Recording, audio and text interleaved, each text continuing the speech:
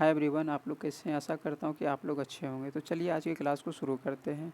देखिए, पहले प्रश्न में बोला जा रहा है, पहले प्रश्न में है, भारतीय संविधान में 22 भाषाओं को राजभाषा का दर्जा प्रदान किया गया है। इन राजभाषाओं का उल्लेख किस अनुसूची में है? बोला जा रहा है 22 भाषाओं को राजभाषा का दर्जा प्रदान किया गया। तो 22 भाषाओं का उल्लेख किस अनुसूची में किया गया है? तो 8वीं अनुसूची में किया गया। 8वीं अनुसूची में 22 भाषाओं के जिक्र किया गया, 22 भाषाओं की चर्चा किया गया है। अब चलिए हम लोग अगले प्रश्न को देख लेते हैं। देखिए, अगले प्रश्न में बोला जा रहा है, अगले प्रश्न में है, अगले प्रश्न में बोला जा रहा है कि भारतीय संविधान के 8वीं अनुसूची का संबंध है। तो अभी बताएं पाठ के भारतीय संविधान में 8वीं अनुसूची में क्या है? तो 22 भाषाओं के उल्लेख किया गया है। तो इसका सही आंसर हो जाएगा भाषाओं के साथ। अब चलिए हम लोग अगले प्रश्न पे चलते हैं। देखिए, अगले प्रश्न में बोला जा रहा है, भारतीय संविधान की 10वीं अनुसूची किससे संबंधित है? तो भारतीय संविधान की 10वीं अनुसूची किससे संबंधित है? तो 10वीं अनुसूची दल बदल कानून से संबंधित है। चलिए हम लोग ऑप्शन में देखते हैं कहाँ पर है दल बदल कानून। तो देखिए ऑप्शन नंबर ए में है दल बदल कानून। इसका सही आंसर हो जाएगा दल बदल कानून। चलिए हम लोग अगले प्रश्न पे चलते हैं। देखिए, अगले प्रश्न में बोला जा रहा है, अगले प्रश्न में है, संविधान सभा द्वारा अंतिम रूप से पारित संविधान में कुल कितने अनुच्छेद तथा अनुसूचियां हैं? तो संविधान सभा द्वारा मतलब मूल संविधान में अनुसूचियां कितनी थी?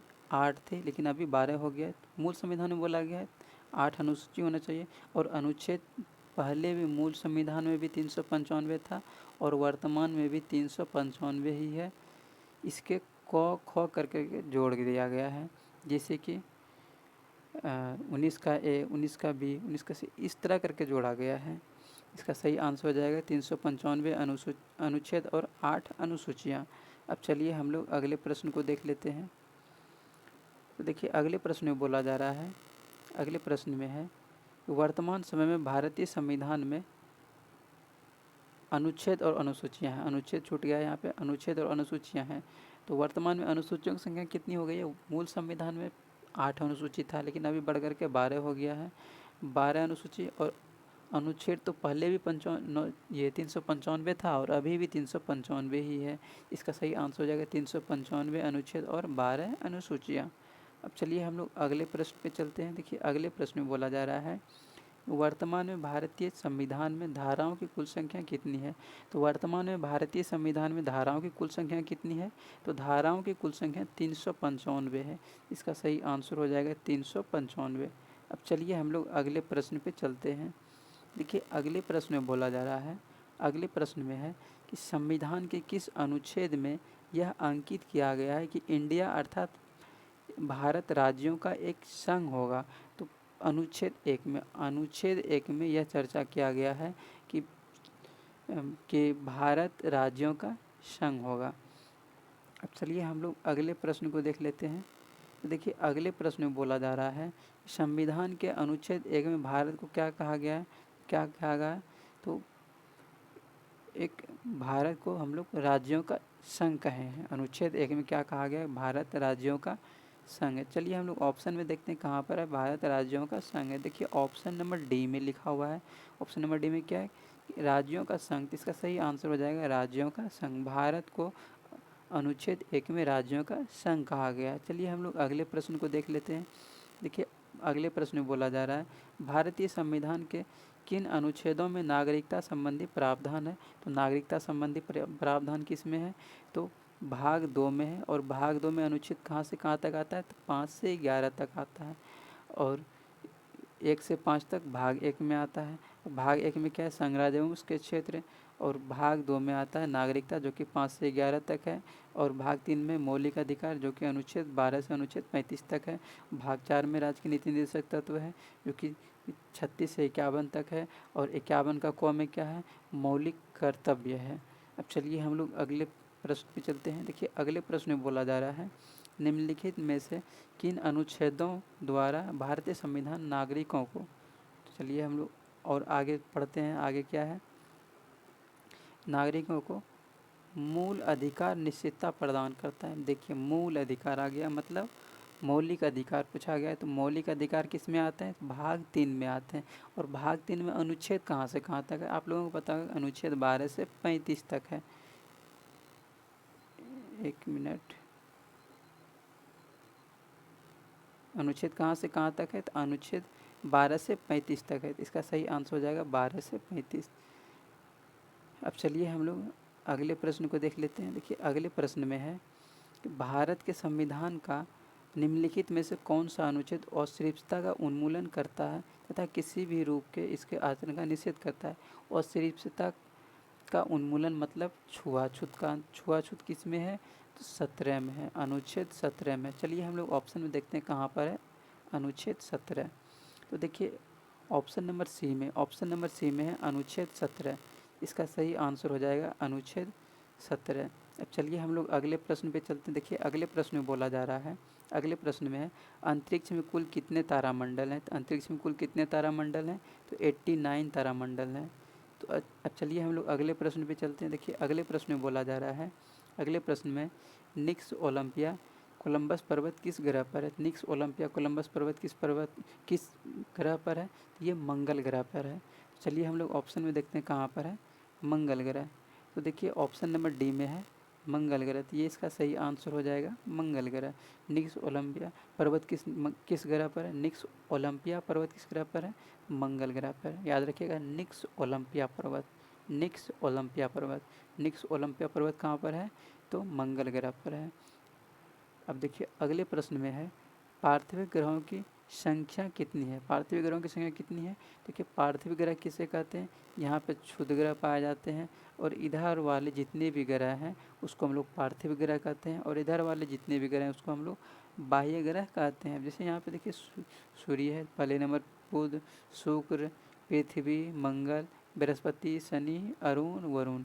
इधर भी 4 ग्रह है, इधर भी 4 ग्रह है। तो पार्थिव ग्रहों की संख्या कितनी है? 4 है। बाह्य ग्रहों की भी संख्या 4 है। इसमें बोला गया पार्थिव ग्रह, तो पार्थिव आए या फिर बाह्य ग्रह आए दोनों के लिए 4 इसका सही आंसर हो जाएगा। अब चलिए हम लोग अगले प्रश्न को देख लेते हैं। देखिए अगले प्रश्न में है निम्नलिखित में से कौन एक पार्थिव ग्रह नहीं है? पार्थिव ग्रह मतलब कि इधर वाले ग्रह नहीं है। तो इधर कौन कौन सा ग्रह आता है? बुध, शुक्र, पृथ्वी, मंगल। बुध, शुक्र, पृथ्वी, मंगल।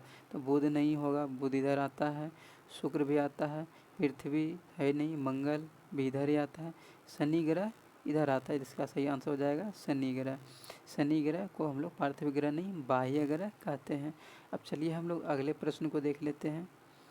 तो देखिए अगले प्रश्न में है, अगले प्रश्न में बोला जा रहा है, अगले प्रश्न में है बाह्य ग्रह या पृथ्वी या बृहस्पति सदृश ग्रहों की संख्या कितनी है? अब देखिए बाह्य ग्रह बोला गया है मतलब कि इधर वाले ग्रह कितने हैं?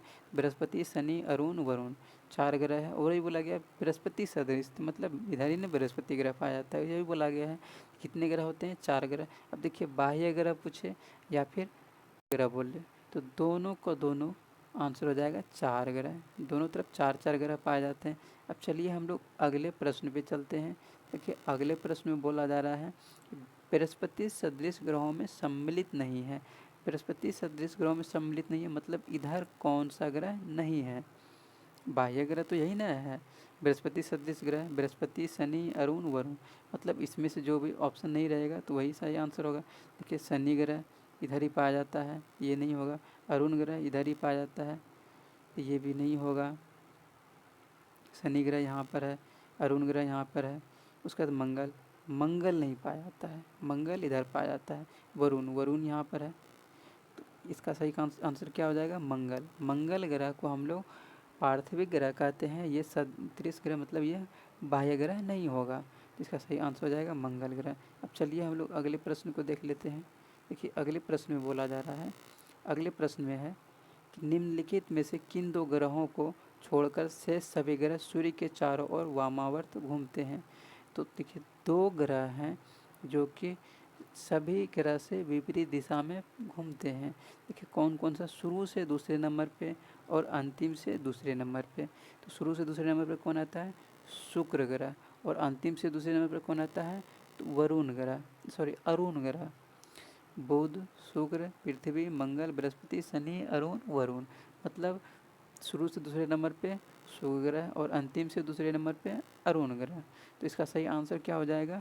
शुक्र और अरुण। तो इसका सही आंसर हो जाएगा ऑप्शन नंबर डी, शुक्र और अरुण।